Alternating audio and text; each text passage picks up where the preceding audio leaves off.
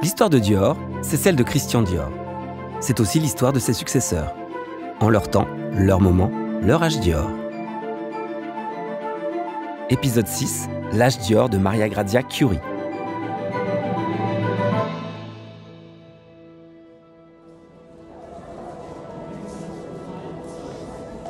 Un couturier du rêve. C'est Christian Dior que l'on célèbre au Musée des Arts Décoratifs à Paris en 2017. 70 ans à présent, 7 talents à ce jour. De Christian Dior à Maria Grazia Chiuri.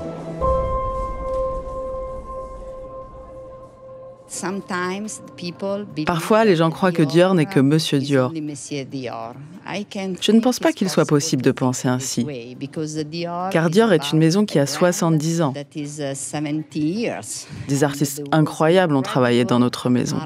Dior n'a duré que 10 ans. Après, il y a eu Saint Laurent, Marc Bohan, que personne ne connaît autant, mais qui a fait un travail énorme. Gianfranco Ferré, je ne veux pas l'oublier, je m'en souviens très bien, il est italien. John Galliano, pour ma génération, est une référence. Raf Simons et aussi Slimane.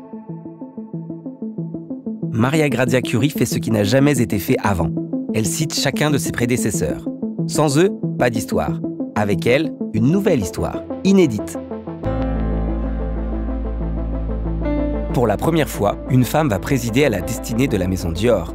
Cet idéal de la féminité, jusque-là dirigé par des hommes. Cette femme est une Italienne. Elle a 52 ans, un mari et 2 grands-enfants. Une femme active, moderne. C'est Maria Grazia. Elle arrive le 8 juillet 2016 et elle présentera son premier défilé le 30 septembre. En attendant, c'est l'été. Ça va être chaud.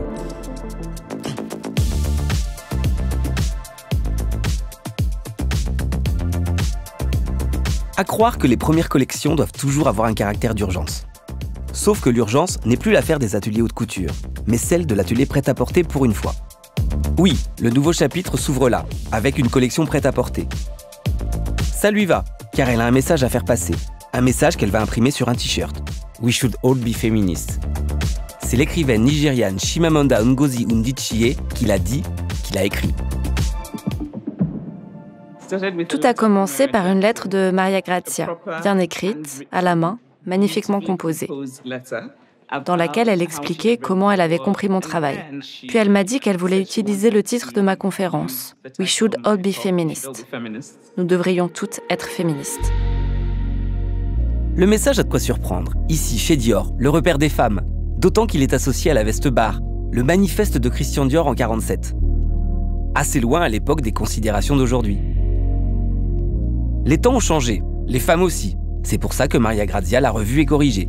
Toujours raffinée, mais nettement plus décontractée. À l'image de Dior aujourd'hui. Le bar est ouvert.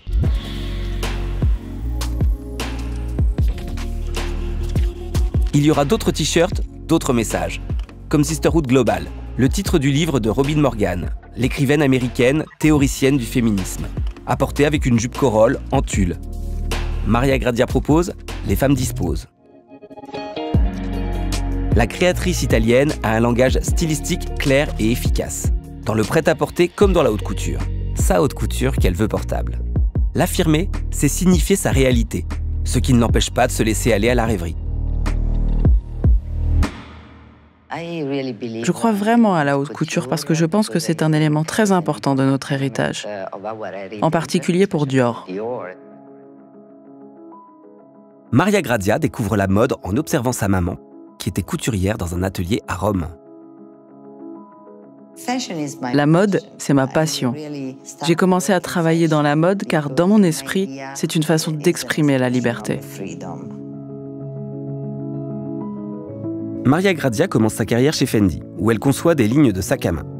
Elle rejoint ensuite la maison Valentino, où elle est responsable des accessoires, aux côtés de Pier Paolo Piccioli, qu'elle avait rencontré pendant ses études à l'Institut de design européen de Rome. Valentino sera sa maison pendant 17 ans, dont 8 à la tête de la création avec Pier Paolo. Maria Grazia crée des vêtements avec autant de facilité que les accessoires, ce qui n'a pas échappé à Sidney Toledano, le PDG de Christian Dior Couture. Il lui propose la direction artistique. Elle hésite. Accepter, ça veut dire quitter sa famille, Rome, l'Italie. Sa fille Rachele l'encourage à dire oui. C'est maintenant ou jamais. C'était 2016. Depuis, Dior a défilé sur tous les continents. Dior voyage, Dior avance. Maria Grazia continue à créer, même quand le monde s'arrête. Impossible de défiler ? Alors elle imagine un film qui présente sa collection et raconte le mythe Dior. Cette pandémie a changé notre vie personnelle, mais aussi notre façon de travailler. J'ai tout de suite pensé qu'il était important de créer une nouvelle façon de travailler dans la haute couture. Il m'a donc semblé évident qu'un film était un moyen de créer un rêve.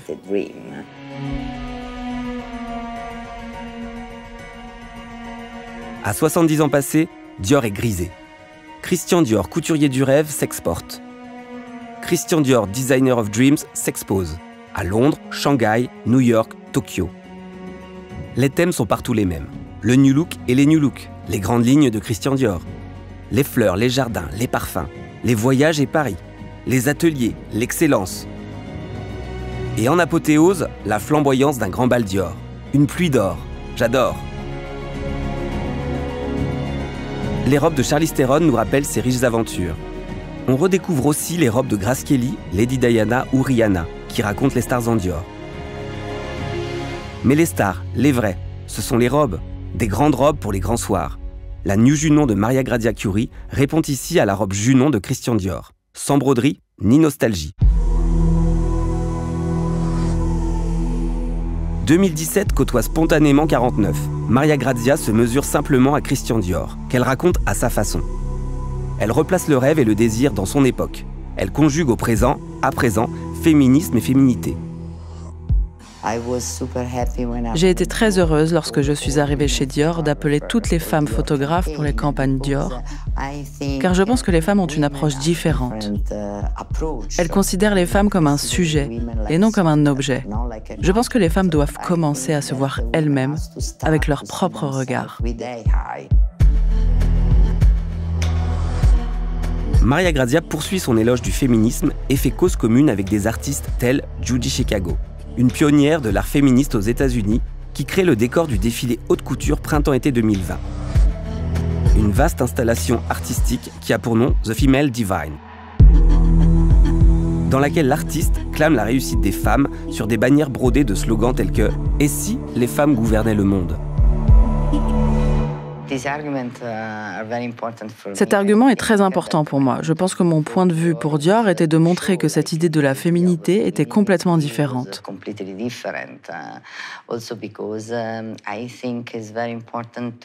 Je pense également qu'il est très important d'expliquer clairement la relation entre les vêtements, l'identité et la culture.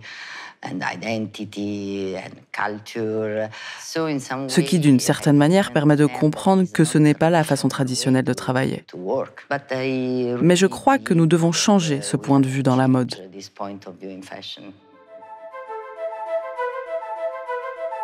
Dior a toujours donné un certain pouvoir aux femmes. Christian Dior les adorait, il les adulait, et il a admirablement élevé la féminité en son temps.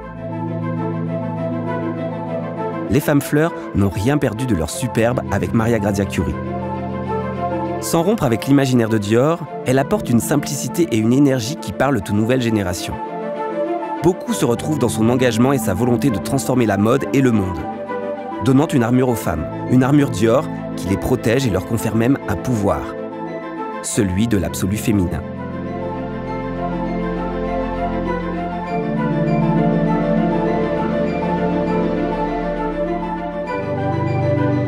Ce podcast vous a été proposé par la Maison Dior. Découvrez l'univers de la maison, de la haute couture au parfum, en vous abonnant au podcast de Dior, disponible sur toutes les plateformes de streaming audio.